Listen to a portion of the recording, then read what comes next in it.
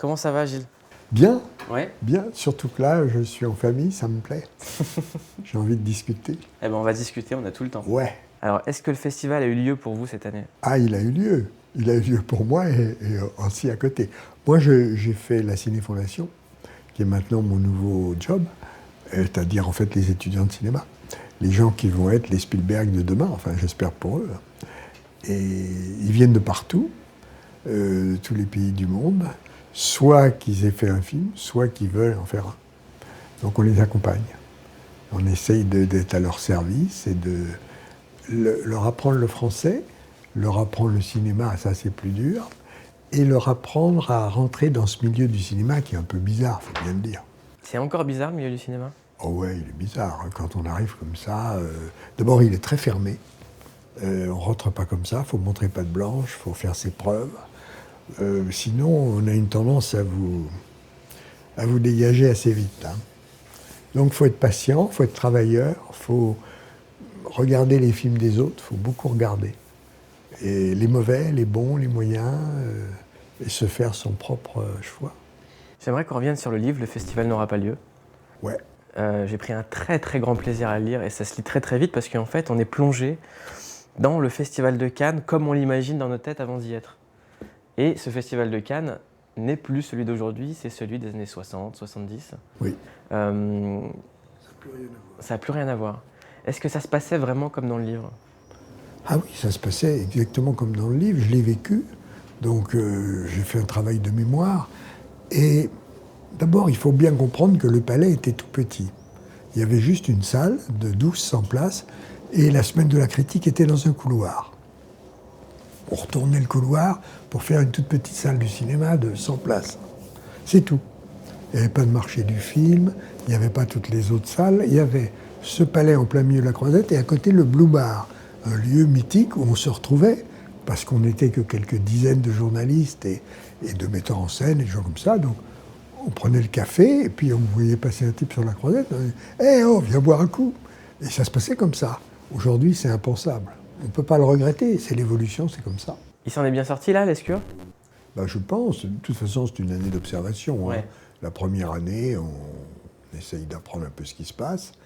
Après, là, maintenant, il va falloir qu'il fasse des choses. Il faut qu'il ait une vision d'avenir. Qu'est-ce que va devenir le Festival de Cannes dans 10 ans?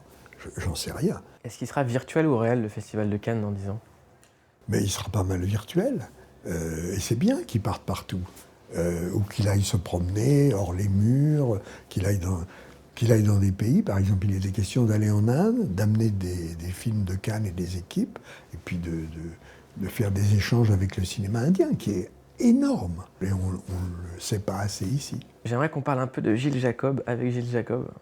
Ouais, parlons-en de ce fameux Gilles Jacob. On parle souvent de Gilles Jacob du Festival de Cannes, mais quand même, moi, vous avez été dans la bande la plus cool, je pense, de l'histoire de la radio. C'est Le Masque et la Plume. Non, moi je trouve que c'est un très très beau film de Demy et vraiment là, de faire les réserves que fait Georges, c'est lamentable. C'est un film qu'il faut absolument voir. Avant ça, vous êtes né en 1930, vous découvrez le cinéma, vous commencez à écrire dans des revues, vous montez des fanzines. C'était qui vos potes à l'époque? Ben, mes potes à l'époque, c'était des gens qui préparaient Normal Sup, qui préparaient une agrégation de lettres ou de philo, et que j'ai réquisitionné parce que je voulais faire cette petite revue.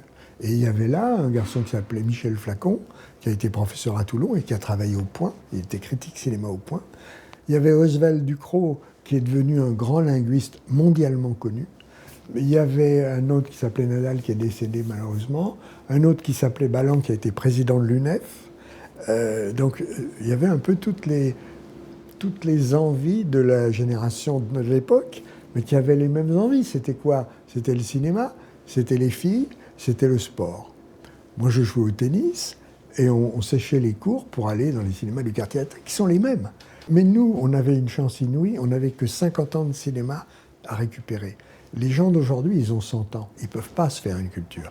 D'abord parce qu'ils sont sur leur téléphone portable, ils sont sur leur ordi, ils sont en train de demander à leurs copains « t'es où ? Qu'est-ce qu'on fait ? On se retrouve ?» Bon, il y a un petit réseau comme ça, ce qui leur prend du temps. Et donc nous, on avait tout notre temps pour aller au cinéma. et on le prenait. Pourquoi vous êtes accro comme ça à Twitter? Je suis accro à Twitter parce que c'est vraiment la liberté, parce que c'est une manière de se faire des amis sans les déranger.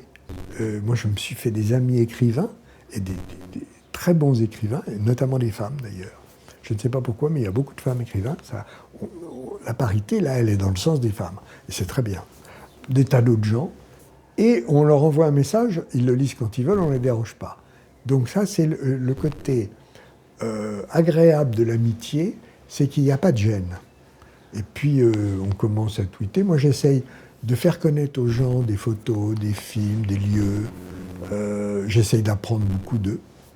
Et puis, je sais pas, il y a un côté, il y a un exercice qui maintient l'esprit alerte, même quand on est très vieux, que le corps s'en va, qu'on a mal partout, enfin, l'horreur. Et l'esprit reste blagueur. Donc j'essaye timidement, pas à pas, à garder ça. Parce que c'est vrai que des gens qui tweetent à 85 ans, on se compte sur les doigts d'une main amputée, accident du travail. Mais c'est marrant. C'est marrant, les gens ne veulent pas le croire. Mais là, j'ai convaincu une de mes consoeurs journalistes, une très grande journaliste, qui est plus jeune que moi, mais pas énormément. Je lui ai appris Twitter. Ça, je suis très fier. Je deviens professeur. Sur Twitter, vous conseillez souvent des films. Et un soir, vous avez conseillé Au revoir les enfants. Oui. Et il y a une scène de ce film qui est inspirée de votre vie. C'est mon histoire. Moi, j'étais réfugié dans un séminaire en Isère. On a été cernés par les Allemands, automitrailleuses. Il n'y avait pas la Kalachnikov à l'époque, mais enfin, c'était le même genre de pistolet mitrailleur. Et moi, j'avais 11 ans. Hein. Donc, on s'est caché, mon frère et moi, derrière un harmonium. Dans le film de Louis Malle, c'est devenu un piano. Je ne sais pas pourquoi. Et on est resté là pendant des heures, pendant que les Allemands fouillaient le séminaire. Et je vois encore, parce que toute sa vie, on revoit la scène, je vois encore les bottes du type rentrant dans la pièce avec le bruit que ça faisait, le parquet qui grinçait. Et le père supérieur du séminaire, qui n'avait qu'une idée en tête, c'était de l'emmener de là pour l'emmener ailleurs. Parce qu'il n'y avait pas que nous qui nous cachions, il y avait aussi des jeunes gens qui fuyaient ça s'appelait le STO, le service des travailleurs en Allemagne. On envoyait des Français pour travailler en Allemagne, à l'armement. En échange, ils renvoyaient en France des vieux prisonniers. Et donc, ces jeunes gens qui étaient maquisards, qui fuyaient les Allemands, étaient traqués aussi. Et d'ailleurs, il y en a eu qui ont été pris là. Alors évidemment, dans Au revoir les enfants, ça finit mal. Le père est emmené, les gosses sont emmenés, enfin l'un des gosses. Et alors que c'est pas mon histoire, nous on a été sauvés. Donc il l'a rendue un peu différente. Quand vous étiez enfant, pendant la guerre, c'est quoi le cinéma qu'on se fait dans sa tête? On pense qu'à jouer.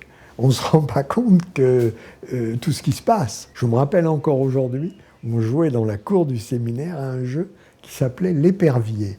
Et il y avait deux bandes, une espèce de grosse paquet de laine qu'il fallait, genre rugby, qu'il fallait s'arracher. Et voilà, et on s'envoyait valser. Donc voilà ce que je faisais pendant la guerre, l'épervier. Qu'est-ce que ça vous fait quand vous le voyez à la télé, ce film? Je pleure. Mais je pense qu'on peut pleurer même si on n'a pas été traqué soi-même. Moi, au Festival de Cannes, je me suis toujours battu pour la défense des metteurs en scène en danger. Alors ça a été les Russes à une certaine période, en danger, soit qu'on les empêche de travailler, soit qu'on les emprisonne. Et par exemple, Miloš Forman, en 1979, à l'ouverture, je montrais Air, qui est un film qui est un peu vieilli, mais qui est formidable. Et donc, lui, entêté, voulait aller à Prague revoir sa famille et sa mère, il était parti aux États-Unis au moment du printemps de Prague, parce que les Russes arrivaient. Et donc, il m'a dit, je vais à Prague. Et je lui ai dit, mais pourquoi tu veux faire l'ouverture? Pourquoi pas la compétition? Il dit, je veux faire l'ouverture parce que je sais que si on me retient là-bas, tu viendras me chercher. Et j'y serais allé. Et j'y serais allé avec Claude Berry, c'était déjà tout manigancé. Puis ça n'a pas été nécessaire. Donc voilà, on fait ça discrètement, hein, il n'y a pas de gloire à en tirer, mais il faut aider les gens. Et on a créé une association là qui aide financièrement des metteurs en scène en difficulté. Il y a des metteurs en scène, je ne veux pas dire leur nom parce qu'il y a un problème de dignité, mais il y a des metteurs en scène français très connus en leur temps, qui ont maintenant 85, 90 ans, qui n'ont pas de quoi se payer le dentiste. Et donc là, on les aide. Voilà. C'est rien, c'est des gouttes d'eau, ça ne suffit pas. Mais bon, il faut le faire. Est-ce qu'il y a eu déjà des menaces terroristes sur Cannes? Moi, j'ai vu, dans toute ma... J'ai fait 38 ans, 38 ans à Cannes, entre délégué et président. J'ai vu une fois des types qui portaient une bombe, et en courant, et qui l'ont emmené sur la plage et qui l'ont fait exploser. Alors, c'était pas une explosion tremblement de terre, c'était une bombinette, on va dire. Mais ces gens-là, ces pompiers, enfin, ou en tout cas des démineurs, ces gens-là se mettaient eux-mêmes en danger, c'est leur métier, mais quand même, pour le mettre dans le sable, remettre des machins par-dessus pour éviter que ça pète, etc., etc. Ça, on se dit, si ça se passe dans la salle de projection, il n'y a plus de festival, dans la cabine de projection, parce que c'est très fragile. Et donc, a posteriori, on est angoissé. Je rebondis sur le mot bombe. C'est qui la plus belle bombe que vous ayez vue? La plus belle bombe, c'est Sharon Stone. Sharon Stone, oui. Non, enfin, elle est belle, mais il y en a combien d'autres? Dans le festival n'aura pas lieu, il y a tout le Saint-Frusquin autour des stars hollywoodiennes, les attachés de presse qui s'excitent. Mais parce qu'à Hollywood, je raconte beaucoup l'Hollywood de l'âge d'or, qui était merveilleux par les films qu'ils faisaient. C'était vraiment une industrie où tous les secteurs étaient parfaits. Le scénario, la mise en scène, le montage, la musique, le décor, les costumes, les acteurs, tout. Mais en même temps, c'était des employés. Les metteurs en scène y compris, qu'on pouvait virer comme ça. C'est impensable aujourd'hui, en tout cas pour les grands metteurs en scène. Vous imaginez, Spielberg, il peut acheter un studio. D'ailleurs, il en a un. Donc, il n'en a rien à faire des ordres qu'on pourrait lui donner. Mais ça, c'est un peu particulier. Le metteur en scène, je vais vous dire, aujourd'hui, c'est très simple. Où il a le final cut, c'est-à-dire le droit de agencer son film comme il veut, l'image, le son, la musique, tout, ou il ne l'a pas. S'il ne l'a pas, et s'il a comme producteur Harvey Weinstein, je le cite là, c'est Harvey Weinstein qui fera le montage. Parce qu'il voudra faire un montage très commercial, en enlevant ceci, en enlevant cela. Donc le type est un employé. Et ça, c'est terrible pour un auteur qui a envie de s'exprimer, d'avoir un univers, de raconter son monde. Ça, c'est terrible. Vous avez eu souvent affaire à Harvey Weinstein? Ah, moi j'ai eu des chocs très très brutaux avec lui.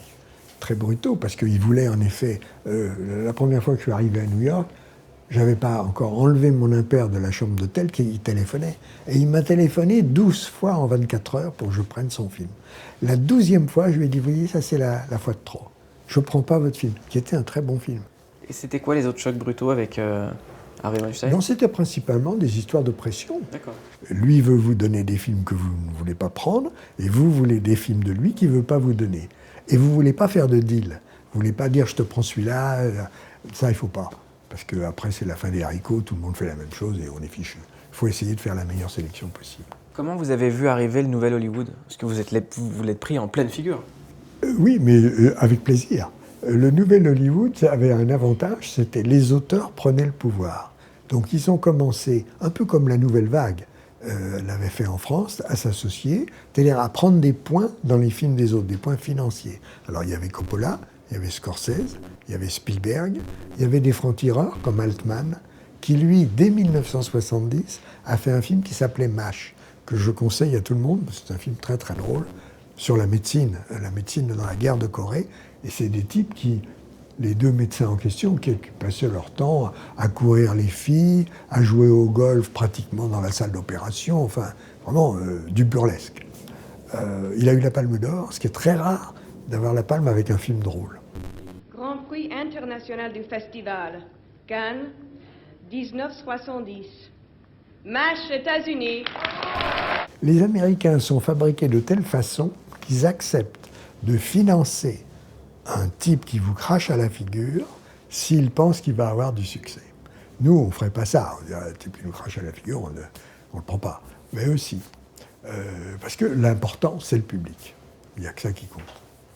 Et donc ces gens-là, cette jeune génération de cinéastes, se sont mis à faire des films alors très personnels. Les premiers films de Scorsese, c'était sur Little Italy, parce que sa famille était immigrée d'Italie à New York, dans les quartiers spéciaux italiens.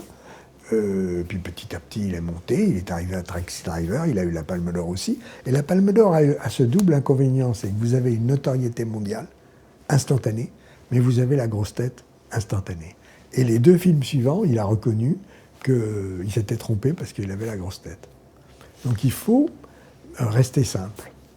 Ça, c'est très très important pour les metteurs en scène. Et comme ils sont humiliés tout le temps, ils sont humiliés par des producteurs qui peuvent être incultes, ils sont humiliés parce qu'il n'y a pas assez d'argent, ils sont humiliés parce qu'un acteur tout d'un coup quitte le plateau, enfin 1000 choses, ben, ils sont d'autant plus à cran et ils veulent montrer qui ils sont. Un moment qui a été pour moi l'un des plus émouvants à regarder la cérémonie, c'était votre dernière cérémonie.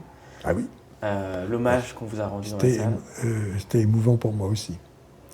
Bah, vous l'avez bien caché. Je l'ai caché, j'ai interdit à mes collaborateurs d'en parler. Et surtout, ce que je voulais, c'est que ce soit très bref et que ça soit une transmission. Alors la transmission, je n'allais pas la faire à l'escure sur la scène, donc j'ai pris Jane Campion, qui était ma première Palme d'Or, femme, et la seule d'ailleurs, et qui avait été à Cannes avec des courts-métrages, Palme d'Or du court-métrage, avec un ou 2 films, et ensuite Palme d'Or avec, avec la leçon de piano. Donc c'était le modèle parfait du metteur en scène révélé et rendu mondial par Cannes. En plus, je l'adore, je crois qu'elle m'aime bien, donc ça Comment collait vous bien. êtes retenu de ne pas pleurer? Parce que moi, même derrière ma télévision, j'étais en larmes. Je ne voulais pas craquer. Donc mon seul problème, c'était ça. Donc qu'est-ce que j'avais fait? Des phrases courtes. J'avais mon petit papier sur un petit pupitre, très court. Généralement, dans ces cas-là, je serre un truc dans ma poche, des clés ou n'importe quoi, pour tenir le coup. Et puis j'avais Nicole Garcia, que j'aime énormément, qui était là, à côté de moi, qui était comme une espèce de bonne fée. Je suis heureux de remettre, avec Nicole Garcia, la Caméra d'Or. J'ai créé ce prix il y a longtemps, et il résume bien tout ce que j'ai voulu faire au festival. Aider, découvrir, célébrer le cinéma et préparer son futur. Remettre ce prix est pour moi ce soir la meilleure façon de passer la main. Merci.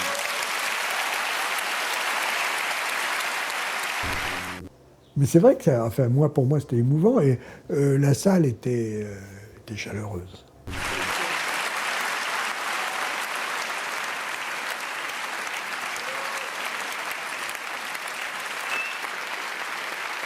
Ce soir-là, il y avait 2 réalisateurs. Il y avait d'un côté Dolan et de l'autre Godard. Et j'avais l'impression que c'était que les deux avaient énormément de sens commun pour vous. L'un Dolan, c'est la jeunesse qui arrive, et qui arrive vite, fort, en s'imposant, en parlant avec beaucoup d'aisance, beaucoup de culot, longtemps, en expliquant sa vision du monde. Ça, c'est Dolan. Puis avec des films à répétition, il fait des films comme Moi, je bois une citronnade, hein, pas mal. Donc le culot, la réussite, le talent. Parce que s'il n'y a pas de talent, vous pouvez oublier tout ça. Alors Godard, c'est très différent.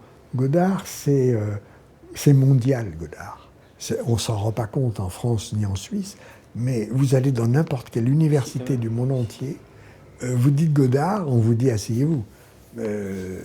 Donc il est arrivé aussi par la parole, parce qu'il y a les films de Godard, et c'est marrant parce que les films que nous on préfère, c'est-à-dire À bout de souffle, Pierrot le fou, Le mépris, et puis plein de trucs comme Bande à part, Une femme est une femme, etc., les films du début, on les adore. Lui, il les rejette. Maintenant, lui, il voit que les films qu'il fait maintenant, c'est-à-dire des films avec des petits appareils comme ça, où il travaille le son, il a tout chez lui. Donc c'est devenu un expérimentaliste. Il fait de la recherche. Mais il fait de la recherche en même temps qu'il nous touche, parce que le plus beau film de Godard, c'est Histoire de cinéma. C'est-à-dire sa vision du cinéma en volant des bouts des films des autres. Chaque fois que vous demandez à Godard, est-ce que je peux emprunter un bout d'un de vos films, il vous dit, mais ils sont à vous. Je ne suis propriétaire de rien. Donc vous prenez ce que vous voulez, c'est gratuit, servez-vous. Mais lui, il fait pareil. Avec les films des autres, et je peux vous dire que les compagnies américaines, alors en même temps, ils veulent être payés, mais en même temps, qui va faire un procès à Godard aujourd'hui? Personne. Et vous ne voyez jamais, alors qu'ils pompent tranquillement. Moi, je comprends d'autant mieux ça que dans tous mes documentaires, je n'ai pas tourné un plan. Ça a été que des plans volés aux autres. Pourquoi? Parce qu'ils le font tellement bien qu'on ne va pas faire mal et cher ce qu'ils font bien et bon marché. Donc on leur pique leur bout de film, on les monte ensemble, et voilà. En fait, c'est comme le rap. Oui, vous samplez un morceau et pour en faire un autre. Un peu. Mais pour en revenir à Godard, c'est à la fois un maître et un autodidacte, un type qui a appris tout seul, et un chat qui s'en va tout seul. Il est tout seul dans son coin. Il aide des gens. Il aide des gens financièrement sans le dire, et lourdement parfois. Donc ça, il faut saluer. Et en même temps, si moi je vais lui demander quelque chose, il ne va même pas me répondre. C'est imprévisible. Et moi j'ai l'impression que Godard, même s'il envoie des fax, j'ai l'impression que c'est quelqu'un qui voit tout. Oui, il voit tout et il lit tout. Et vous savez comment il fait? Il achète un livre, il commence à le lire, il voit une phrase qui lui plaît, il arrache la page, il jette le livre. Et il garde la phrase. Ça, c'est sa technique, parce que comme ça, il ne s'encombre pas, il n'a pas des bibliothèques à n'en plus finir. Vous la sentez comment, la France de demain? Je la sens, il suffit de prendre le RER pour voir ce que va être la France, c'est-à-dire bigarrée, complètement mêlée, avec énormément de jeunes, des gens qui sont à des années-lumière de gens comme moi, qui sont des vieux débris. Moi, j'essaye dans ma toute petite sphère, de comprendre une génération qui arrive et qui a des envies et qui a des frustrations énormes parce qu'on ne trouve pas de travail, parce que la vie est de plus en plus dure, parce que ci, parce que ça. Et voilà, on assiste à ça, impuissant évidemment, mais je pense que la France de demain, elle va être... elle ne sera pas là où on l'attend.